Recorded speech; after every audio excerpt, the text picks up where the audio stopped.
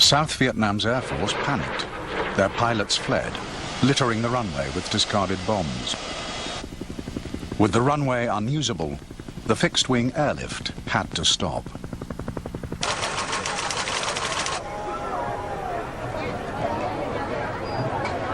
The only way out was now by helicopter. A secret code was played over the airwaves to signal the beginning of the final evacuation. Of a white Christmas. White Christmas, that was the signal for people to assemble, to go to their evacuation assembly points. And so we turned on the radio on that. That was our radio. We turned that on, and it kept playing all day long and all night long, and it was still playing when we were leaving. It kept going. It kept going. Until somebody turned it off. That was after we left.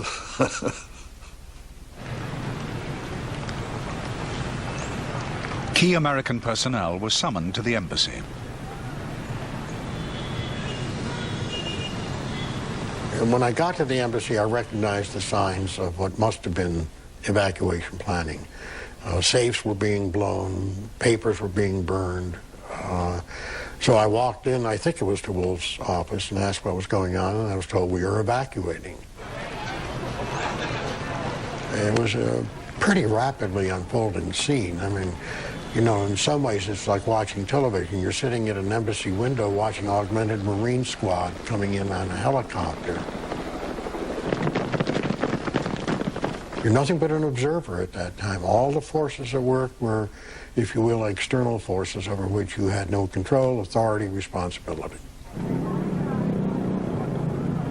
As word spread that the Americans were leaving, desperate Vietnamese started to gather outside the gates of the embassy. At first it was open, the gates were open. Like I said, it was business as usual. Then by about 10 or 11 o'clock, after the Americans started showing up for the evacuation, a lot of the Vietnamese showed up. And we asked our commanders, well, what is the policy here?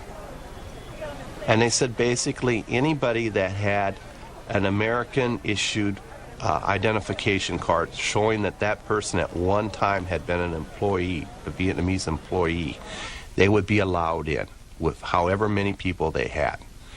So we started doing that.